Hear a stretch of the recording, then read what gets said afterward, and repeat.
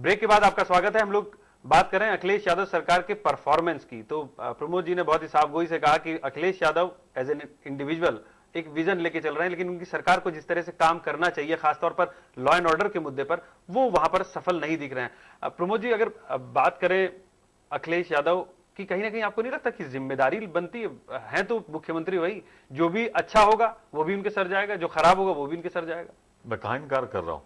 अखिलेश जी अगर प्रदेश के मुख्यमंत्री हैं और सरकार कानून व्यवस्था के मामले में या अन्य मुद्दे जैसे बिजली है या उस पर अभी उस उम्मीदों पे नहीं खरी उतर रही, तो जिम्मेदारी तो उनकी है। लेकिन आपने पूछा एज इंडिविजुअल, मैं एज इंडिविजुअल ये कहता हूं कि अभी उन्हें और थोड़ा समय दिया जाना चाहिए और उनके मंत्रिमंडल के लोगों को उनके साथ पूरा सहयोग करना चाहिए, पार्टी को पूरा सहयोग करना चाहिए। मुझे आशा है करेंगे। अभी आप बात कर रहे थे कि दो पार्टियों में लड़ाई होगी, एक तो कांग्रेस और एक बीजेपी या एनडीए यूपीए कह लें। तो आपको लगता है कि जनता जिस तरह से महंगाई से त्रस्त है, एफडीआई का मुद्दा है, रसोई गैस महंगी हो गई है, पेट्रोल के दाम बढ़ गए हैं, तो जनता में कहीं ना कहीं नाराजगी दिख रही है यूपीए 2 के प्रति। तो आपको लगता है कि 2014 में इन सब नाराजगियों के बावजूद आप लोग अच्छा परफॉर्मेंस करेंगे? बिल्कुल ठीक कह रहे हैं।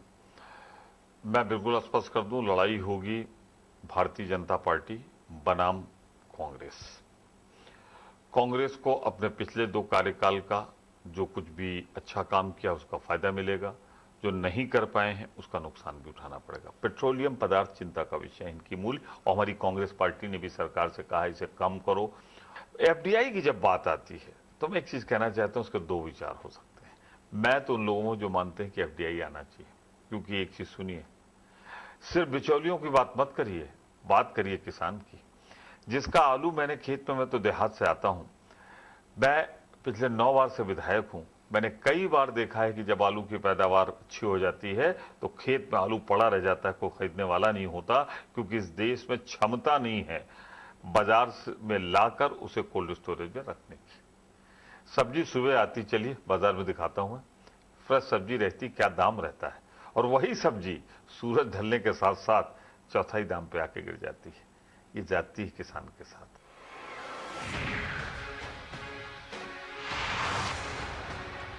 अपने सहयोगियों को नहीं समझा पा रहे हैं। समाजवादी पार्टी विरोध कर रही है, ममता बनर्जी ने विरोध किया, उन्होंने समर्थन तक वापस ले लिया। तो जब वही नहीं समझ पा रहे हैं तो आम जनता कैसे समझेगी इस चीज को? हम समझाएंगे। हम आपके माध्यम से कह तो रहे हैं कि आप ये बताओ कि किसान का लाभ देखा जाए, छोटे व्यापारियों का लाभ देखा जाए या दलालों का लाभ देखा जाए। चलिए कल चलते हैं सुबह लखनऊ में, मंडी पे किसान का माल बेचते उसका दाम देखते हैं, और उसी के आधे घंटे 1 घंटे बाद दुकान पे बिकते हुए माल को हम देखते हैं। हम ही नहीं कह रहे दुकानदार कितने बेच रहा है, दुकानदार को कितने बेचा जा रहा है। यानी सुबह 4 बजे जो थोक मंडी से उठाई जा रही सब्जी तो 10 रुपए की और बेची जा रही 20 रुपए की। जिस किसान ने 3 महीने 4 महीने सब्जी को पैदा किया, जान लगा दी, धूप गर्मी जाड़े की परवाह नहीं की, वो 10 रुपए में बेच के जा रहा है। और जिसके पास माल पानी है, जो खरीद सकता है, वो खरीदता है, और 1 घंटे में छोटा दुकानदार जिसकी खरीदने की ताकत नहीं है उसके यहाँ 20 रुपए में बेच देता है। तो वो 21 रुपए में नहीं बेचेगा तो क्या बेचेगा उपभोक्ता को? तो वहां पे भी रहेंगे, कैसे रहेंगे, कैसे रहेंगे? यही तो मैं कह रहा हूं आपसे। जब वही आलू खेत से निकल आएगा, कोल्ड स्टोरेज में जाएगा, जैसे जैसे बाजार की जरूरत होगी वैसे वैसे रिलीज होगा, तो उसके दाम में नहीं। आपको लगता है कि एफडीआई से फायदा होगा? मुझे ऐसा लगता है कि अगर एफडीआई को जिस रूप में कहा जा रहा लाया जाए कि 51% या उससे आसपास पहले स्ट्रक्चर बनाने में लगाया जाए, चेन बनाने में लगाई जाए, कोल्ड चेन बनाने में लगाई जाए, किसानों को उन्नतशील बीज देने में लगाई जाए, उनके बिजली पानी उनके बुआई की चिंता की जाए और उसके बाद उससे खरीदा जाए, तो किसान का लाभ होगा। व्यापारियों को दिया जाए, छोटे व्यापारियों को, उनका लाभ होगा, और सबसे बड़ा लाभ उपभोक्ता का होगा। हाँ, एक सेक्शन नहीं लाभ उठाएगा, वो है थोड़ा थोड़ा पैसा लेकर जो बीच में बिचौलिए का है। तो बिचौलिए खत्म हो जाएंगे? खत्म नहीं भी अगर होंगे तो उन पर लगाम लग जाएगी। प्रमोद जी, जनता भी है जो आपसे कुछ सवाल करना चाहती है।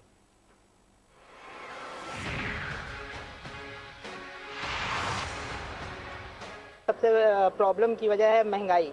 आम आदमी इस पे क्या करे बताइए, पेट्रोल तो महंगा, गैस तो महंगी। अब ये सवाल आप केंद्र से पूछे, करे तो क्या करे आखिर?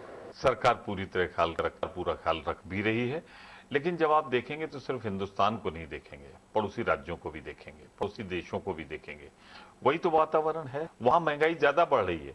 भारत में अगर महंगाई हम उनके मुकाबले कम रख रहे हैं, यूरोप आज तबाह हो रहा है, लेकिन हमने हिंदुस्तान में किसी बैंक को नहीं फेल होने दिया।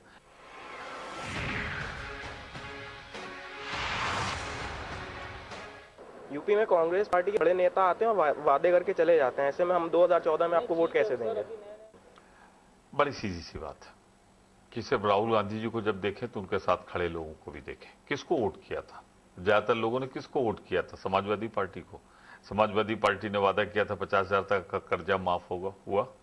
समाजवादी पार्टी ने कहा था कोई बेरोजगार नहीं रहेगा, या तो हम रोजगार देंगे या बेरोजगारी भत्ता देंगे, हुआ? इसी तरह उन्होंने कानून व्यवस्था पर हम नियंत्रण करेंगे, हुआ? राहुल गांधी तो बेचारे कह गए, राहुल गांधी को बहुमत नहीं मिला। तो ये थे जनता के सवाल जिनके जवाब प्रमोद तिवारी जी ने दिए। प्रमोद जी, दो सवाल और हैं। एक तो आपने बड़ा लंबा वक्त विधानसभा में गुजारा है, शुरुआत जब आपने की और आज विधानसभा के स्वरूप को कहां पाते हैं? क्योंकि कई बार बड़ी खराब सी तस्वीरें वहां देखने को मिली हैं, तो आपको लगता है कि इसको बेहतर होने से कोई बचाने के लिए आगे आएगा, या फिर इसी तरह की तस्वीरें लोगों को देखने को मिलेंगी? मैं 1980 से आज 2012 तक हर विधानसभा का सदस्य रहा हूं, एक एक दिन बैठा हूं, और शायद अगर हाजिरी हो तो सबसे ज्यादा बैठने वालों में भी मैं हूं, सबसे ज्यादा हिस्सा लेने वालों में। सिर्फ ये कहते हैं ना कि वहां पे खराबी आई है, मैं मानने को नहीं तैयार हूं। विधानसभा में कुछ चीजें अच्छी भी हुई हैं, जैसे पढ़े लिखे लोग ज्यादा हैं, यंगर जनरेशन ज्यादा आई है, और जब मौका मिला है हम भाग लिया। पिछली विधानसभा में बधाई दूंगा, सरकार को बधाई दूंगा, विपक्ष दोनों को, क्योंकि दोनों ने चाहे तो नहीं हो सकता। स्पीकर साहब को इच्छा हुई है, इतनी पिछले सालों नहीं हुई थी, पर हाँ कुछ बुराई भी आई। जाति की गुंडागर्दी के आधार पे आपराधिक इतिहास के लोग आज विधानसभा में पहुंच रहे हैं। उनके जीवन का मकसद है बस राजनीति में आओ, विधायक बनो, विधायक बनकर विधायक के रूप में दायित्व क्या है इसको भूल जाओ, विधायक के रूप में अधिकार क्या है याद रखो, और विधायक से संतुष्ट मत हो। पार्टी बदल के मिले, ईमान बेच कर मिले, मंत्री बन जाओ, मंत्री बनने के बाद विभाग भूल जाओ, जनता की आकांक्षाएं भूल जाओ, बस याद रखो कि इस मंत्री पद से कितना माल खींच सकते हो।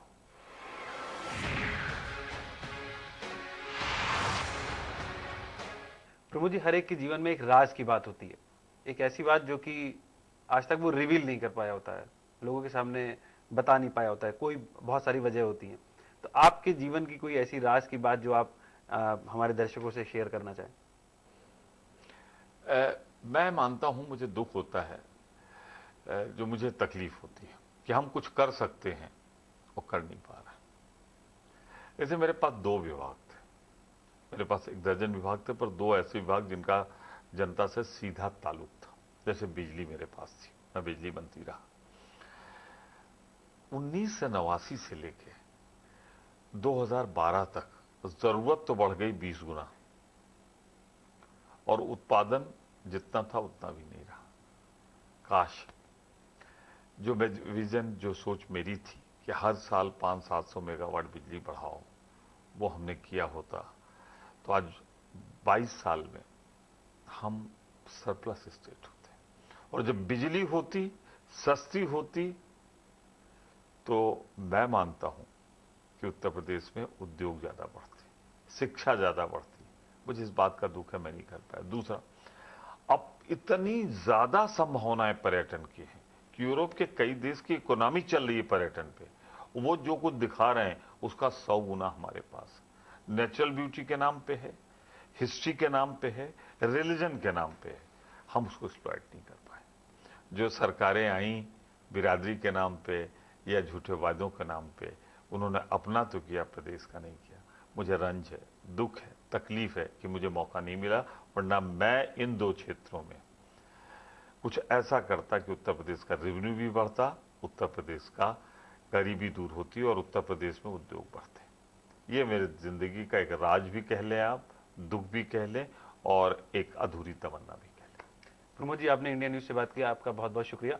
तो ये थे प्रमोद तिवारी जी, जिनका कहना था कि उनको दुख है, रंज है, क्योंकि जिस तरह की वो तस्वीर दिखाना चाहते थे, जनता के बीच में ले जाना चाहते थे, वो तस्वीर नहीं निकल के सामने आई। दूसरी बात, उनको उम्मीद है कि यूपीए 2 की जो आने वाले चुनाव में यूपीटी को बेहतर करेगी और राहुल गांधी का जादू एक बार फिर से चलेगा।